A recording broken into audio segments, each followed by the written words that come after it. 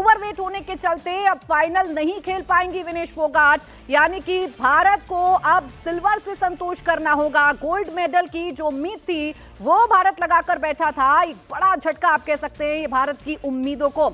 हमारे साथ समीप राजगुरु मेरे सहयोगी इस वक्त जुड़ गए हैं सीधा पैरे से।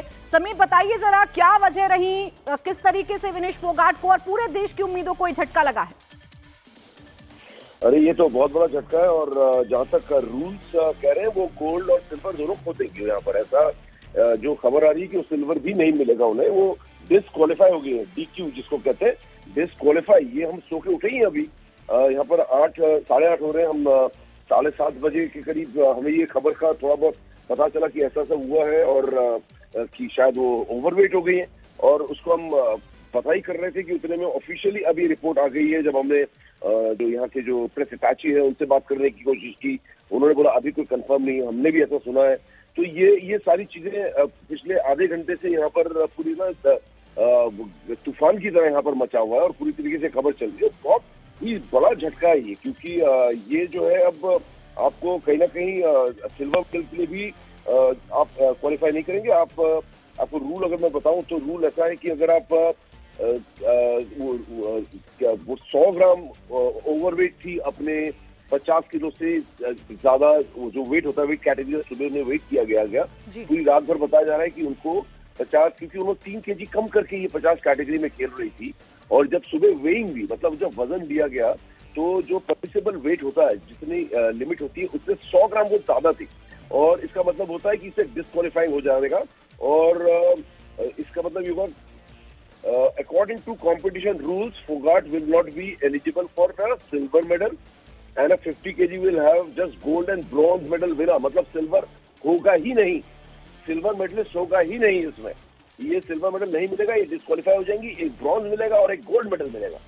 तो ये हिंदुस्तान के लिए जो गोल्ड मेडल की उम्मीदें बनी हुई थी, और मिलता गोल्ड मेडल इनको, क्योंकि इन्होंने इस ओलंपिक्स में सबसे बड़ी पहलवान, सबसे बड़ी रेसलर को हराया था, सबसे बड़ा अपसेट किया था इन्होंने, तो ये साकी को, जापान की।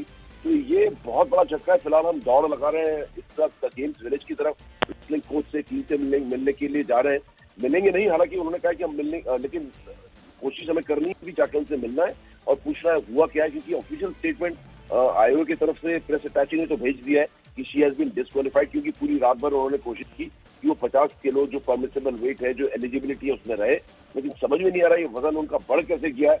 100 ग्राम से जो लिमिट है, 100 ग्राम से ज्यादा वजन बढ़ जाना, ये 1-1 किलो कम कर लेते हैं प्राचीन विद इन 1 आवर।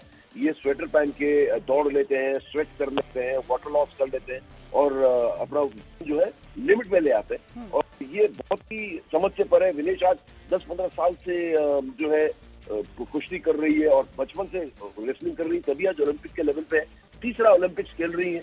उसके बाद भी अगर ये वाली गलती हो जाए तो ये समझ से परे, और ये विनेश के लिए नहीं, पूरे देश के लिए बहुत बड़ा झटका है, क्योंकि आपने सिल्वर नहीं लूज किया है, आपने गोल्ड भी लूज किया है। क्योंकि जिससे वो खेल रही थी, सारा एन से वो खेल रही थी, सारा एन उनके सामने बहुत कमजोर थी इनके मुकाबले। तो 100% तो कहीं पर हम कह सकते थे कि गोल्ड आ रहा है हिंदुस्तान का इस बार। नीरज चोपड़ा के अलावा 2 गोल्ड मेडल लेकर आ रहे हैं, तो ये विनेश का गोल्ड मेडल था।